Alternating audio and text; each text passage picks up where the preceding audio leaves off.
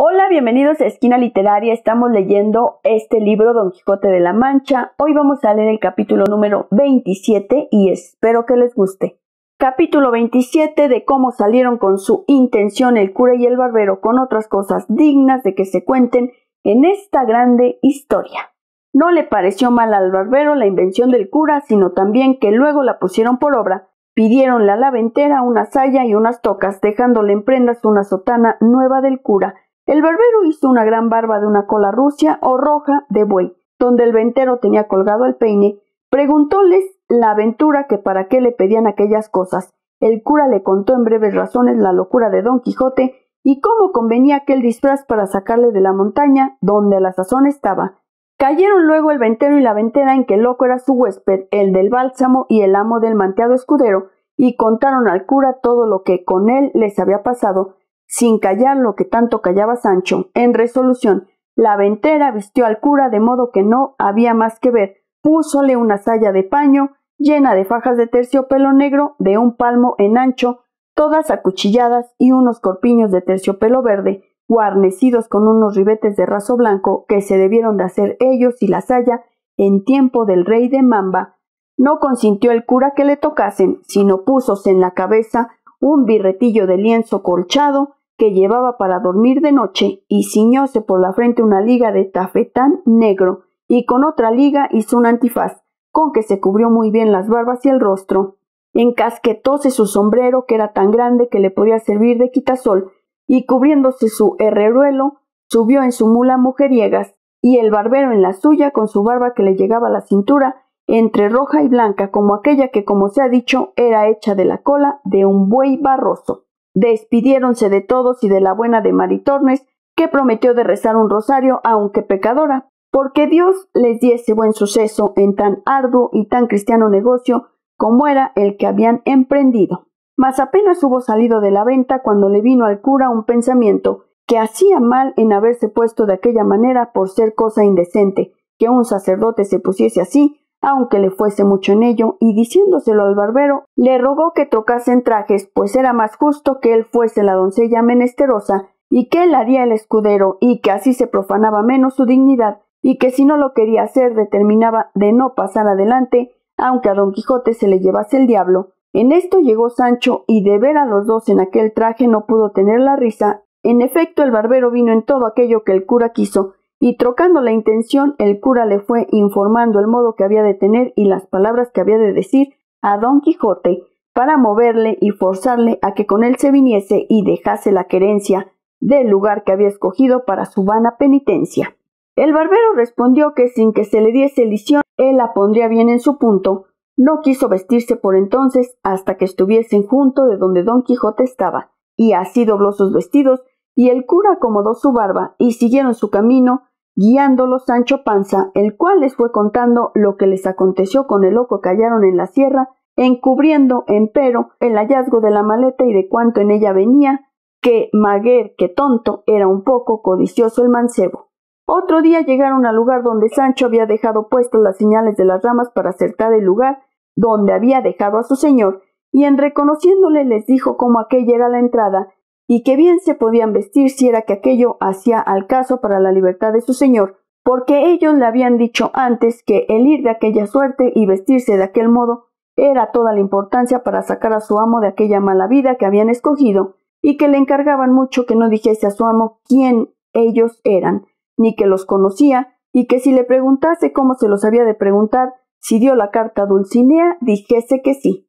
y que por no saber leer le había respondido de palabra, diciéndole que le mandaba, so pena de la de su desgracia, que luego el momento se viniese a ver con ella, que era cosa que le importaba mucho, porque con esto y con lo que ellos pensaban decirle tenían por cosa cierta reducirle a mejor vida, y hacer con él que luego se pusiese en camino para ir a ser emperador o monarca, que en lo de ser arzobispo no sabía de qué temer. Todo lo escuchó Sancho y lo tomó muy bien en la memoria y les agradeció mucho la intención que tenían de aconsejar a su señor fuese emperador y no arzobispo, porque él tenía para sí que para hacer mercedes a sus escuderos más podían los emperadores que los arzobispos andantes. También les dijo que sería bien que él fuese delante a buscarle y darle la respuesta de su señora, que ya sería ya bastante a sacarle de aquel lugar, sin que ellos se pusiesen en tanto trabajo. Parecióles bien lo que Sancho Panza decía y así determinaron de aguardarle hasta que volviese con las nuevas del hallazgo de su amo.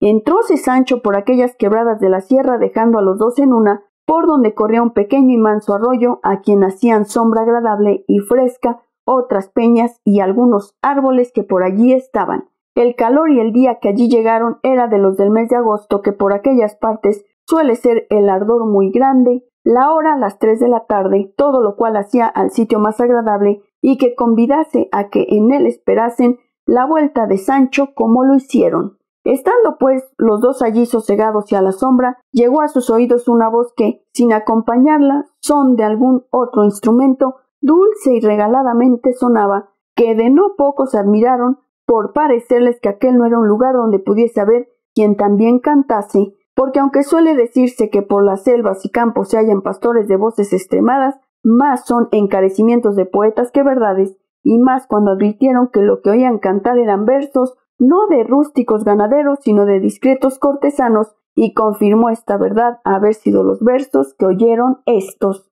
¿Quién menoscaba mis bienes, desdenes? ¿Y quién aumenta mis duelos, los celos? ¿Y quién prueba mi paciencia, ausencia? De este modo en mi dolencia ningún remedio se alcanza, pues me matan las esperanzas, desdenes, celos y ausencias. ¿Quién me causa este dolor? Amor. ¿Y quién mi gloria repugna? Fortuna. ¿Y quién consiente en mi duelo? El cielo. De ese modo yo recelo morir de este mal extraño, pues se aumentan en mi daño amor, fortuna y el cielo. ¿Quién mejorará mi suerte? La muerte. Y el bien de amor, ¿quién le alcanza? Mudanza. Y sus males, ¿quién los cura? Locura. De ese modo no es cordura querer curar la pasión cuando los remedios son muerte, mudanza y locura. La hora, el tiempo, la soledad, la voz y la destreza del que cantaba causó admiración y contento en los dos oyentes, los cuales estuvieron quedos esperando si otra alguna cosa oían, pero viendo que duraba algún tanto el silencio, determinaron de salir a buscar el músico que con tan buena voz cantaba, y queriéndolo poner en efecto hizo la misma voz que no se moviesen, la cual llegó de nuevo a sus oídos, cantando este soneto. Santa amistad, que con ligeras alas tu apariencia quedándose en el suelo entre benditas almas en el cielo, subiste alegre a las imperias alas. Desde allá, cuando quieres, no señales la justa paz, cubierta con un velo por quien a veces se trasluce el celo de buenas obras que a la fin son malas. Deja el cielo, oh amistad, o no permitas que el engaño se vista tu librea con que destruye a la intención sincera, que si tus apariencias no le quitas, puesto ha de verse el mundo en la pelea de la discorde confusión primera. El canto se acabó con un profundo suspiro y los dos volvieron a esperar si más se cantaba, pero viendo que la música se había vuelto en sollozos y en lastimeros ayes, acordaron de saber quién era el triste, tan extremado en la voz como doloroso en los gemidos, y no anduvieron mucho cuando al volver de una punta de una peña vieron a un hombre del mismo talle y figura que Sancho Panza les había pintado cuando les contó el cuento de Cardenio, el cual hombre cuando los vio sin sobresaltarse estuvo quedo, con la cabeza inclinada sobre el pecho a guisa de hombre pensativo, sin alzar los ojos y mirarlos más de la primera vez, cuando de improviso llegaron el cura, que era hombre bien hablado, como el que ya tenía noticia de su desgracia, pues por las señales les había conocido, se llegó a él y con breves aunque muy discretas razones le rogó y persuadió que aquella tan miserable vida dejase, porque allí no la perdiese, que era la desdicha mayor de las desdichas. Estaba Cardenio entonces en su entero juicio, libre de aquel furioso accidente que tan a menudo le sacaba de sí mismo, y así, viendo a los dos en traje tan no usado de los que por aquellas soledades andaban, no dejó de admirarse algún tanto,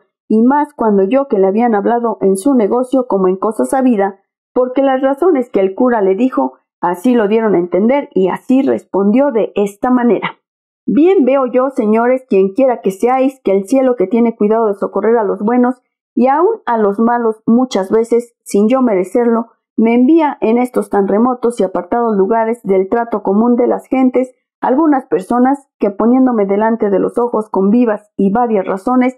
cuán sin ella ando en hacer la vida que hago, han procurado sacarme de esta a mejor parte, pero como no saben que sé yo que en saliendo de este daño he de caer en otro mayor, Quizá me deben de tener por hombre de flaco discursos, y aún lo que peor sería, por de ningún juicio, y no sería maravilla que así fuese, porque a mí se me trasluce que la fuerza de la imaginación de mis desgracias es tan intensa y puede tanto en mi perdición, que sin que yo pueda ser parte a estorbarlo, vengo a quedar como piedra, falto de todo buen sentido y conocimiento, y vengo a caer en la cuenta de esta verdad, cuando algunos me dicen y muestran señales de las cosas que he hecho, en tanto con aquel terrible accidente me señorea,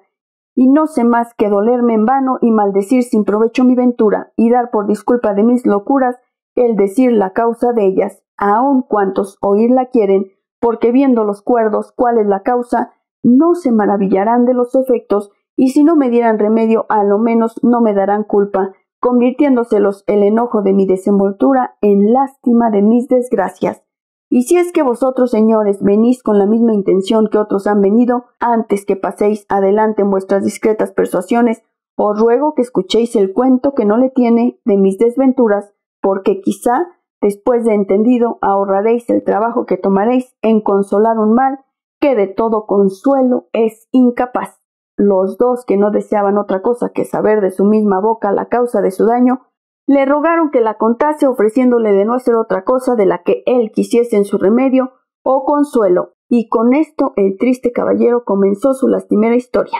casi por las mismas palabras y pasos que le habían contado a don Quijote y al cabrero pocos días atrás, cuando por ocasión del maestro Elisábat y puntualidad de don Quijote en guardar el decoro a la caballería, se quedó el cuento imperfecto, como la historia lo deja contado. Pero ahora quiso la buena suerte que se detuvo el accidente de la locura y le dio lugar de contarlo hasta el fin. Y así, llegando al paso del billete que había hallado don Fernando en el libro de Amadís de Gaula, dijo Cardenio que le tenía bien en la memoria y que decía de esta manera: Lucinda, Cardenio, cada día descubro en vos valores que me obligan y fuerzan a que en más os estime, y así, si quisiérales sacarme de esta deuda sin ejecutarme en la honra, lo podréis muy bien hacer. Padre tengo que os conoce y que me quiere bien, el cual, sin forzar mi voluntad, cumplirá la que será justo que vos tengáis, y si es que me estimáis como decís y como yo creo. Por este billete me moví a pedir a Lucinda por esposa, como ya os he contado, y este fue por quien quedó Lucinda en la opinión de don Fernando, por una de las más discretas y avisadas mujeres de su tiempo, y este billete fue el que le puso en deseo destruirme antes que el mío se efectuase. Díjele yo a don Fernando en lo que reparaba el padre de Lucinda, que era en que mi padre se la pidiese, lo cual yo no le osaba decir, temeroso que no vendría en ello, no porque no tuviese bien conocida la calidad, bondad, virtud y hermosura de Lucinda, y que tenía partes bastantes para ennoblecer cualquier otro linaje de España, sino porque yo entendía de él que deseaba que no me casase tan presto, hasta ver lo que el duque Ricardo hacía conmigo. En resolución, le dije que no me aventuraba a decírselo a mi padre, así por aquel inconveniente como por otros muchos que me acordaban, sin saber cuáles eran, sino que me parecía que lo que yo desease jamás había de tener efecto. A todo esto me respondió don Fernando que él se encargaba de hablar a mi padre y hacer con él que hablase al de Lucinda. Oh Mario ambicioso, oh Catilina cruel, oh Sila fascinoroso, oh Galalón embustero, oh Belido traidor, oh Julián vengativo, oh Judas codicioso, traidor, cruel, vengativo y embustero. ¿Qué de servicios te había hecho este triste que con tanta llaneza te describió los secretos y contentos de su corazón? ¿Qué ofensa te hice, qué palabras te dije o qué consejos te di, que no fuesen todos encaminados a acrecentar tu honra y tu provecho? Mas ¿de qué me quejo, desventurado de mí? Pues es cosa cierta que cuando traen las desgracias la corriente de las estrellas, como vienen de alto abajo, despeñándose con furor y con violencia, no hay fuerza en la tierra que las detenga, ni industria humana que prevenirlas pueda. ¿Quién pudiera imaginar que don Fernando, caballero, ilustre, discreto, obligado de mis servicios, poderoso para alcanzar lo que el deseo amoroso le pidiese, donde quiera que lo ocupase, se haría de enconar, como suele decirse, en tomarme a mí una sola oveja que aún no poseía? Pero quédense estas consideraciones aparte como inútiles y sin provecho, y añudemos el roto hilo de mi desdichada historia. Digo, pues, que pareciéndole a don Fernando que mi presencia le era inconveniente para poner en ejecución su falto y mal pensamiento, determinó de enviarme a su hermano mayor con ocasión de pedirle unos dineros para pagar 6 caballos, que de industria y solo para este efecto, de que me ausentase, para poder mejor salir con su dañado intento. El mismo día que se ofreció hablar a mi padre los compró y quiso que yo viniese por el dinero. ¿Pude yo prevenir esta traición?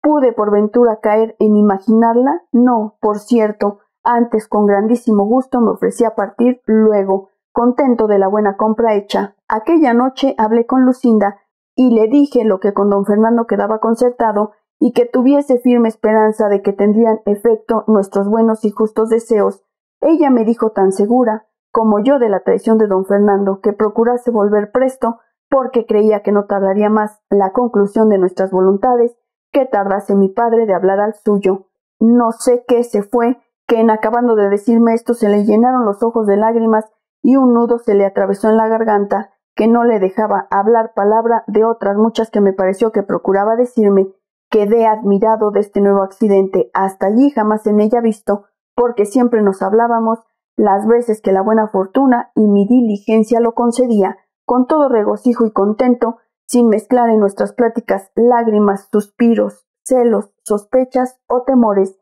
Todo era engrandecer yo mi ventura, por habérmela dado el cielo por señora, exageraba su belleza, admirábame de su valor y entendimiento, volvíame ella el recambio, alabando en mí lo que como enamorada le parecía digno de la alabanza. Con esto nos contábamos 100,000 niñerías y acaecimientos de nuestros vecinos y conocidos, y a lo que más se extendía mi desenvoltura era tomarle casi por fuerza una de sus bellas y blancas manos y llegarle a mi boca según daba lugar la estrecheza de una baja reja que nos dividía. Pero la noche que precedió al triste día de mi partida, ella lloró, gimió y suspiró y se fue, y me dejó lleno de confusión y sobresalto, espantado de haber visto tan nuevas y tan tristes muestras de dolor y sentimiento en Lucinda, pero por no destruir mis esperanzas todo lo atribuí a la fuerza del amor que me tenía y al dolor que suele causar la ausencia en los que bien se quieren. En fin, yo me partí triste y pensativo, llena el alma de imaginaciones y sospechas, sin saber lo que sospechaba ni imaginaba, claros indicios que me mostraban el triste suceso y desventura que me estaba guardada. Llegué al lugar donde era enviado, di las cartas al hermano de don Fernando, fui bien recibido, pero no bien despachado, porque me mandó a guardar bien a mi disgusto 8 días, y en parte donde el duque su padre no me viese, porque su hermano le escribía que le enviase cierto dinero sin su sabiduría, y todo fue invención del falso don Fernando, pues no le faltaba a su hermano dineros para despacharme luego. Orden y mandato fue este que me puso en condición de no obedecerle, por parecerme imposible sustentar tantos días la vida en la ausencia de Lucinda, y más habiéndola dejado con la tristeza que os he contado, pero con todo esto obedecí como buen criado, aunque veía que había de ser a costa de mi salud. Pero a los 4 días que allí llegué, llegó un hombre en mi busca con una carta, que me dio, que en el sobrescrito conocí ser de Lucinda, porque la letra de él era suya. Abríla temeroso y con sobresalto, creyendo que cosa grande debía de ser la que la había movido a escribirme estando ausente, pues presente pocas veces lo hacía. Preguntéle al hombre antes de leerla quién se la había dado y el tiempo que había tardado en el camino. Díjome que acaso pasando por una calle de la ciudad a la hora de mediodía, una señora muy hermosa le llamó desde una ventana, los ojos llenos de lágrimas, y con mucha prisa le dijo: «Hermano, si sois cristiano como parecéis, por amor de Dios os ruego que encaminéis luego esta carta al lugar y a la persona que dice el sobrescrito, que todo es bien conocido y en ello haréis un gran servicio a nuestro Señor, y para que no os falte comodidad de poderlo hacer,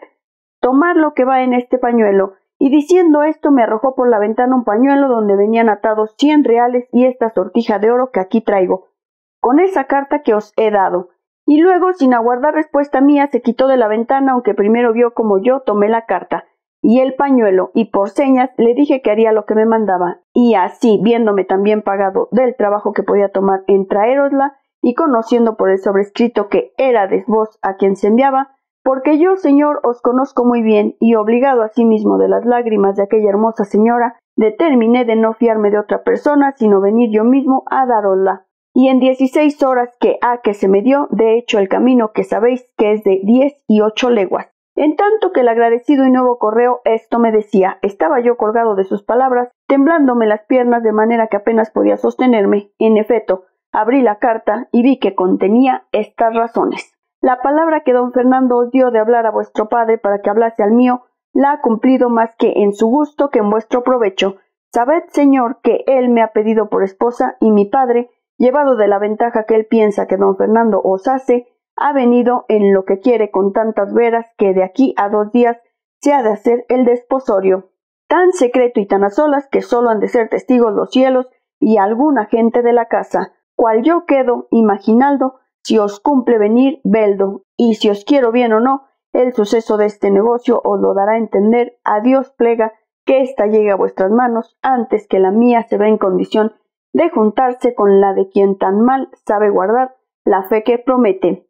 Estas, en suma, fueron las razones que la carta contenía y las que me hicieron poner luego en camino, sin esperar otra respuesta ni otros dineros, que bien claro conocí entonces que no la compra de los caballos, sino la de su gusto, había movido a don Fernando a enviarme a su hermano. El enojo que contra don Fernando concebí, junto con el temor de perder la prenda que con tantos años de servicio y deseos tenía granjeada, me pusieron alas, pues casi como en vuelo otro día, me puse en mi lugar al punto y hora que convenía para ir a hablar a Lucinda. Entré secreto y dejé una mula en que venía en casa del buen hombre que me había llevado la carta, y quiso la suerte que entonces la tuviese tan buena que hallé a Lucinda puesta a la reja, testigo de nuestros amores. Conocióme Lucinda luego y conocíla yo, mas no como debía ella conocerme y yo conocerla, pero ¿quién hay en el mundo que se pueda alabar que ha penetrado y sabido el confuso pensamiento y condición mudable de una mujer? Ninguno, por cierto. Digo pues, que así como Lucinda me vio, me dijo, Cardenio, de boda estoy vestida, ya me están aguardando en la sala don Fernando, el traidor, y mi padre, el codicioso, con otros testigos que antes lo serán de mi muerte que de mi desposorio. No te turbes, amigo, sino procura hallarle presente a este sacrificio, el cual, si no pudiere ser estorbado de mis razones, una daga llevo escondida que podrá estorbar más determinadas fuerzas, dando fin a mi vida y principio a que conozcas la voluntad que te he tenido y tengo. Yo le respondí turbado y aprisa temeroso, no me faltase lugar para responderla. Hagan, señora, tus obras verdaderas tus palabras, que si tú llevas daga para acreditarte, aquí llevo yo espada para defenderte con ella o para matarme si la suerte nos fuere contraria. No creo que pudo oír todas estas razones porque sentí que la llamaban a prisa, porque el desposado aguardaba. Cerróse con esto la noche de mi tristeza. Pusóseme el sol de mi alegría, quedé sin luz en los ojos y sin discurso en el entendimiento. No acertaba a entrar en su casa ni podía moverme a parte alguna, pero considerando cuánto importaba mi presencia para lo que suceder pudiese en aquel caso, me animé lo más que pude y entré en su casa, y como ya sabía muy bien todas sus entradas y salidas, y más con el alboroto que de secreto en ella andaba, nadie me echó de ver, así que sin ser visto tuve lugar de ponerme en el hueco que hacía una ventana de la misma sala, que con las puntas y remates de 2 tapices se cubría, por entre las cuales podía yo ver sin ser visto todo cuanto en la sala se hacía. ¿Quién pudiera decir ahora los sobresaltos que me dio el corazón mientras allí estuve? Los pensamientos que me ocurrieron, las consideraciones que hice, que fueron tantas y tales que ni se pueden decir ni aun es bien que se digan. Basta que sepáis que el desposado entró en la sala sin otro adorno que los mismos vestidos ordinarios que solía. Traía por padrino un primo hermano de Lucinda, y en toda la sala no había persona de fuera, sino los criados de la casa. De allí a un poco salió de una recámara Lucinda, acompañada de su madre y de 2 doncellas suyas, también aderezada y compuesta como su calidad y hermosura merecían, y como quien era la perfección de la gala y bizarría cortesana, no me dio lugar mi suspensión y aborramiento para que mirase y notase en particular lo que traía vestido. Solo pude advertir a los colores, que eran encarnado y blanco, y en las vislumbres que las piedras y joyas del tocado y de todo el vestido hacían, a todo lo cual se aventajaba la belleza singular de sus hermosos y rubios cabellos, tales que en competencia de las preciosas piedras y de las luces de 4 hachas que en la sala estaban, la suya con más resplandor a los ojos ofrecían. Oh memoria enemiga, mortal de mi descanso, ¿de qué sirve representarme ahora la incomparable belleza de aquella adorada enemiga mía? ¿No será mejor, cruel memoria, que me acuerdes y representes lo que entonces hizo, para que, movido de tan manifiesto agravio, procure, ya no la venganza, a lo menos perder la vida? No os canséis, señores, de oír estas digresiones que hago, que no es mi pena de aquellas que puedan ni deban contarse sucintamente y de paso, pues cada circunstancia suya me parece a mí que es digna de un largo discurso. A esto le respondió el cura que no solo no se cansaban en oírle, sino que les daba mucho gusto las menudencias que contaba por ser tales, que merecían no pasarse en silencio y la misma atención que lo principal del cuento. Digo pues, prosiguió Cardenio, que estando todos en la sala, entró el cura de la parroquia y tomando a los dos por la mano para hacer lo que en tal acto se requiere, al decir, ¿queréis, señora Lucinda, al señor don Fernando, que está presente por vuestro legítimo esposo, como lo manda la Santa Madre Iglesia? Yo saqué toda la cabeza y cuello de entre los tapices, y con atentísimos oídos y alma turbada me puse a escuchar lo que Lucinda respondía, esperando de su respuesta la sentencia de mi muerte o la confirmación de mi vida. Oh, quien se atreviera a salir entonces diciendo a voces, ¡ah, Lucinda, Lucinda! Mira lo que haces, considera lo que me debes, mira que eres mía y que no puedes ser de otro. Advierte que el decir tú sí y al acabárseme la vida ha de ser todo a punto. Ah, traidor don Fernando, robador de mi gloria, muerte de mi vida. ¿Qué quieres? ¿Qué pretendes? Considera que no puedes cristianamente llegar al fin de tus deseos, porque Lucinda es mi esposa y yo soy su marido. Ah, loco de mí, ahora que estoy ausente y lejos del peligro, digo que había de hacer lo que no hice. Ahora que dejé robar mi cara prenda, maldigo al robador, de quien pudiera vengarme si tuviera corazón para ello, ¿cómo le tengo para quejarme? En fin, pues fui entonces cobarde y necio, no es mucho que muera, ahora corrido, arrepentido y loco. Estaba esperando el cura la respuesta de Lucinda, que se detuvo un buen espacio en darla, y cuando yo pensé que sacaba la daga para acreditarse o desataba la lengua para decir alguna verdad o desengaño que en mi provecho redundase, oigo que dijo con voz desmayada y flaca, sí, quiero. Y lo mismo dijo don Fernando, y dándole el anillo quedaron en disoluble nudo ligados. Llegó el desposado a abrazar a su esposa y ella, poniéndose la mano sobre el corazón, cayó desmayada en los brazos de su madre. Resta ahora decir cuál quedé yo viendo en el sí que había oído, burladas mis esperanzas, falsas las palabras y promesas de Lucinda, imposibilitado de cobrar en algún tiempo el bien que en aquel instante había perdido, quedé falto de consejo, desamparado a mi parecer que todo el cielo hecho enemigo de la tierra que me sustentaba, negándome el aire, aliento para mis suspiros y el agua, humor para mis ojos. Solo el fuego se acrecentó, de manera que todo ardía de rabia y de celos. Alborotáronse todos con el desmayo de Lucinda, y desabrochándole su madre el pecho para que le diese el aire, se descubrió en él un papel cerrado que don Fernando tomó luego y se puso a leer a la luz de una de las hachas. Y en acabando de leerle se sentó en una silla y se puso la mano en la mejilla, con muestras de hombre muy pensativo, sin acudir a los remedios que a su esposa se hacían para que del desmayo volviese. Yo, viendo alborotado toda la gente de casa, me aventuré a salir, ora fuese visto o no, con determinación que si me viesen de hacer un desatino tal, que todo el mundo viniera a entender la justa indignación de mi pecho en el castigo del falso don Fernando y aún en el mudable de la desmayada traidora, pero mi suerte, que para mayores males, si es posible que los haya, me debe tener guardado, ordenó que en aquel punto me sobrase el entendimiento que después acá me ha faltado, y así sin querer tomar venganza de mis mayores enemigos, que por estar tan sin pensamiento mío fuera fácil tomarla, quise tomarla en mi mano y ejecutar en mí la pena que ellos merecían, y aún quizá con más rigor del que con ellos se usara. Si entonces les diera muerte, pues la que se recibe repentina presto acaba la pena, mas la que se dilata con tormentos siempre mata sin acabar la vida. En fin, yo salí de aquella casa y vine a la de aquel donde había dejado la mula, hice que me la ensillase, sin despedirme de él, subí en ella y salí de la ciudad sin osar como otro Lot volver el rostro a mirarla, y cuando me vi en el campo solo y que la oscuridad de la noche me encubría y su silencio convidaba a quejarme sin respeto o miedo de ser escuchado ni conocido, solté la voz y desaté la lengua en tantas maldiciones de Lucinda y de don Fernando, como si con ellas satisficiera el agravio que me habían hecho. Dile títulos de cruel, de ingrata, de falsa y desagradecida, pero sobre todo de codiciosa, pues la riqueza de mi enemigo le había cerrado los ojos de la voluntad para quitármela a mí y entregarla a aquel con quien más liberal y franca la fortuna se había mostrado. Y en mitad de la fuga de estas maldiciones y vituperios, La disculpaba diciendo que no era mucho que una doncella recogida en casa de sus padres, hecha y acostumbrada siempre a obedecerlos, hubiese querido condescender con su gusto, pues le daban por esposo a un caballero tan principal, tan rico y tan gentil hombre,